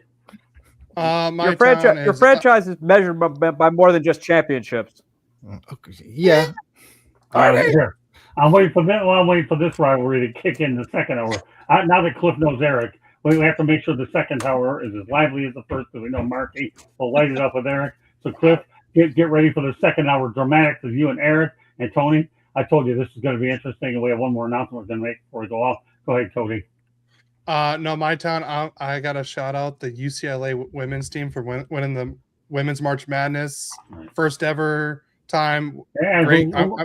Look at so happy for them, and I heard they just completely dominated in that last game. I unfortunately couldn't watch it because of work and everything, but what a great win! Congratulations to them, and happy that UCLA is has now won another title to their bucket list and everything. So I'm happy for them. And we got a nice little Russian here. Look at this candy. I love some of this stuff that comes in here. See that little that's an interesting classic one. I'm sure you can take care of that. So, this is unbelievable. There we go. We'll see who's banned here. All right. Well, my town actually goes up to Gainesville, where 7'9" Florida center Oliver Rio is entering the transfer portal. He announced on social media. Rio obviously appeared in only 11 games this season after redshirting a year ago. Don't worry, Dusty May, he knows a little bit about how things are done in Gainesville. I don't know if he'll go there, but mark my word, Oliver Rio will have no problem finding another quality spot. I'd like to see it work out in Gainesville, but Florida recruits well. And again, I'll say in Detroit, congratulations to Dusty May as well. He used to work at Florida Atlantic. I'll go into more FAU stuff next week. So, all right, the announcement I want to make is on July 11th, Eric Katz is going to be taking over talking baseball. July 11th is the first Saturday. Write this down, Eric. And the guy that will be joining him is Tony. Okay. Tony has earned the right to be Eric's co-host, and these two guys are going to be running that show. Tony, I tell you, I always told you I would do everything I could to reward you every way that I can with your great efforts on Wednesday night and Monday. But I think it's time for you and Eric to have an opportunity to do your own thing on Saturday. We're scheduling it on the schedule for 10 o'clock a.m. Eastern time, unless we have it to move it to 9, depending on what our commitments are in the field. Candy Ebling will produce it, but it'll be up to Eric and Tony to work together. And Eric is going to be the host of that show, okay, to come up with the guests and make it interesting. I'm staying out of this one. The reason why I'm doing it is I think it's important for me to take a day off and let the people that I brought into this network an opportunity to move up a little bit, get some quality tape, and just being there, going along with me on these cruises is great. But I think this is the perfect opportunity, Tony, and I'm rewarding you this along with Eric together, okay, as an opportunity to show what you guys are about, talking about the greatest game created. Football's great, but baseball to me is unbelievable. Eric, you've earned it. You've been with me for how many years? A long time. This is an opportunity for you to shine and make me proud and make your family proud. Tony, yeah, there you go. In the short time that I've had you on this network, you have been absolutely fantastic. You've embraced your role here coming on the Sports Exchange, because you often used to like the old family ads. I need to watch ESPN or whatever and CNN. Well, we've changed the format back to sports, but at least this guy was prepared to go any way but loose, or most people would get intimidated. And Tony, you deserve an opportunity to grow with this, and I hope you both go out there and take full advantage of it. I need to step away on Saturdays unless I do something occasionally. But until July, I will be on that show with Tony and Eric to make sure that I have enough sufficient topics so that these guys are going to work with me. They're going to find their own guests and learn as much as you can, because after July 11th, I'm done. So you two are going to be sponges, and you're going to provide input and do everything you can to do to make Eric and Tony's show go well, and it'll be Talking Baseball. We're scheduling at 10 a.m. Eastern Time on July 11th, so stay tuned. These two guys, I'm proud of both of them, but it's about time for them to go out there and do their thing. And anybody on here, Cliff, you, Cody, and anybody else, there's opportunity to have a show at some point down the road as I begin to step away eventually down the road due to my unfortunate medical condition, which is starting to get a little bit difficult. I'm hanging in there as long as I can with activity, and I appreciate the support on our channel with all of our followers, listeners, and so forth. But I am proud to have all the people on the network with every single show. And Eric, I'm proud of you. And Tony, I'm proud of you. Now, again, my name is not Don King, but when I pair Eric and Marky on, and now I have Eric and Cliff in the second half, I'm a promoter. But the soft side of me comes back here and says, Eric and Tony. We got Tony and Eric. It's time for you to let's get ready to rumble on Saturday, July 11th. Tony and Eric and Tony will get ready to do their thing on baseball. All right, let me get some feedback real quick from Cody, Candy, and Cliff. What are your thoughts about these two dynamos working together on Saturday? I've seen Eric appear as a guest on Tony's show. Now you guys get to do it here on the weekend. Cody, some thoughts about these two guys? No, I'm happy for him. I've worked with Tony once before, and this is the first time I've worked with Eric. But I mean, the knowledge that both these guys have is going to be great. Their chemistry is going to be fantastic, and good luck for you guys. And I'll try to tune in at 7 a.m. my time. So, congrats, guys. You guys deserve it. Hey, depending on your Friday night, you can watch the rewatch. I can understand you not watching it live, but you can have the rewatch. All right. And don't worry, Tony, you get the Saturday show, but I'm still expecting you on Monday and Wednesday. This is an option. This is a perk and a benefit, but I need you on Monday and Wednesday. You're too darn funny to not come on. I need the Hollywood version on Monday, the Pittsburgh City on Wednesday. All right, Cliff, what are your thoughts about your two teammates getting their own show on Saturday? Well, that's great. It was the first time I've worked with Eric. That was quite fun. I enjoyed that. Keep it coming. Okay, we'll be going at each other. And Tony's I've worked with him a couple times. He's always got great input, and I just know that the combination of those two guys is gonna make that podcast just keep going, keep roaring to new levels. I'm looking forward to the new things they bring that podcast to the next level. Thank you, Cliff. And you know what, Cliff, you've done wonders by bringing the Wednesday night show to the next level coming on, and I'm proud of everything you and Marky have done. Of course, Tony, Cody, and Eric, well, what can I say? You're the future of this network, each and every one of you guys. So I appreciate everything that I got. Cody, Eric, and Tony on the same show. They're the future of this network. Candy, final thoughts about the dynamic duo of Eric and Tony. I'm excited to watch. I've watched both of them grow on the channel so far. I mean, Eric, you've been with us longer than Tony, but you both do a really great job, and I'm happy that I get a front row seat to see you guys. Yeah, you get to produce it and even provide comments, so she'll be there watching you. I just added podcast host to my Twitter bio.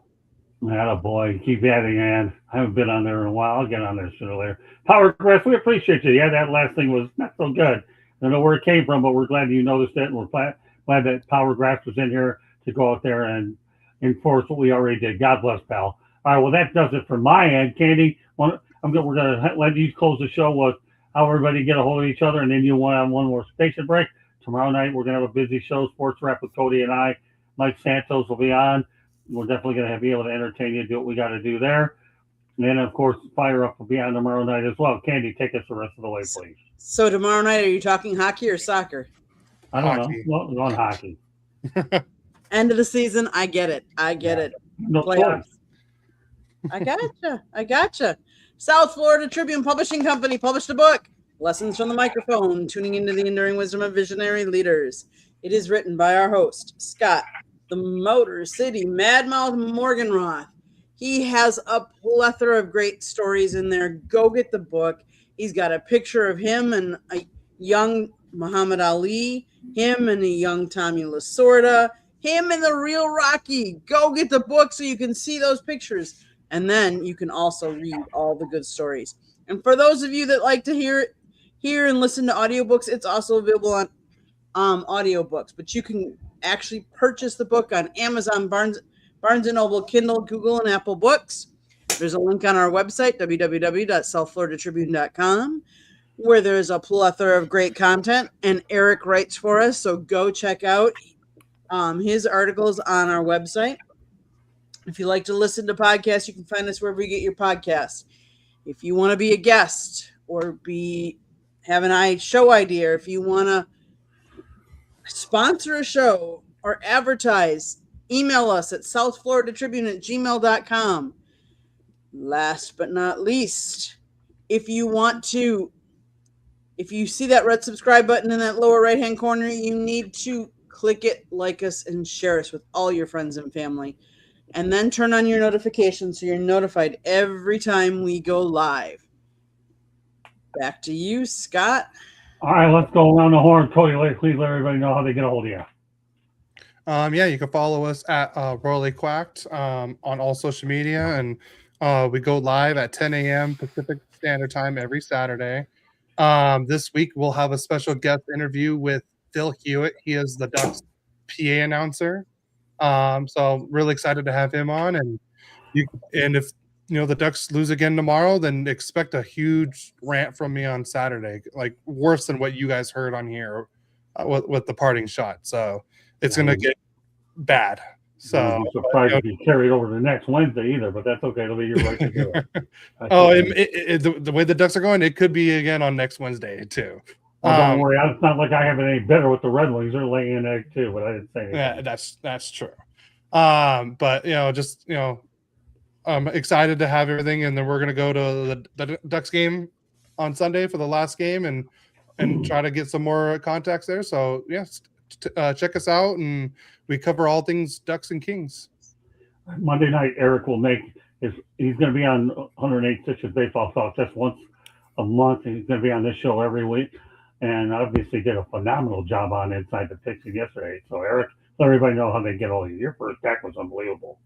You can follow me on my X account at Sports T News, or you can check out my articles at southfloridatribune.com, where I write about all things baseball. If you don't think I like your team, I probably don't. Beautiful, Eric. All right, I don't like my team. I'm sure you don't. No, I'm glad you don't. Quiet back there. All right, Tony, go ahead. The floor is yours, my friend. Yeah, on all social media, you can find me on Talking Game 1. On YouTube, you can Tony Talking Game. Yeah, I'm here Mondays, Wednesdays, and coming up is going to be Saturdays. I do my Talking Game show on Wednesdays at 3:30 p.m. We do wrestling on Sundays, 2 Raw for SmackDown. So check all that out. There's a lot going on. And he's my mentor on TikTok. I'm going to keep hitting you with that every time if you don't start remembering it. Hey, Tony, you going to WrestleMania this year? I do not live in the right tax bracket to go to WrestleMania. Okay, because I'm going to be in Vegas for work during that time. So I was wondering. Yeah. All right. Well, thanks for talking, Cliff. Why don't you talk a little bit more and let everybody know how they get a hold of you? I don't. Mine's pretty simple. Cliff Neal on Facebook. Yeah, I'm old, and you can catch me here on Wednesday nights at 9, going at it, talking sports. I'm proud of the team I've assembled on Wednesday. Raging about the MLB realignment. Candy and I, we joke around all the time how much we enjoy this Wednesday night show. It's one for the ages, let me tell you. Marky Bilson had so much, and Cliff and everybody, and his great core I have underneath. It's just unbelievable. I feel like having you guys on is like the fountain of youth, even though my voice is raspy. Well, there you go. There goes the voice, and there goes the show. So on behalf of Marky Bilson, Cliff Neal, Candy Evelyn, Cody Smith, Eric Katz, and Bessemer City, Tony. And on Monday night, he'll be back to Hollywood, Tony. That does it for this edition of the Sports Exchange. Have a great weekend. We'll see you next week. Great job by my crew and nice job in the chat room. God bless everybody. Have a great night, and we get ready for our programming tomorrow. Bye now.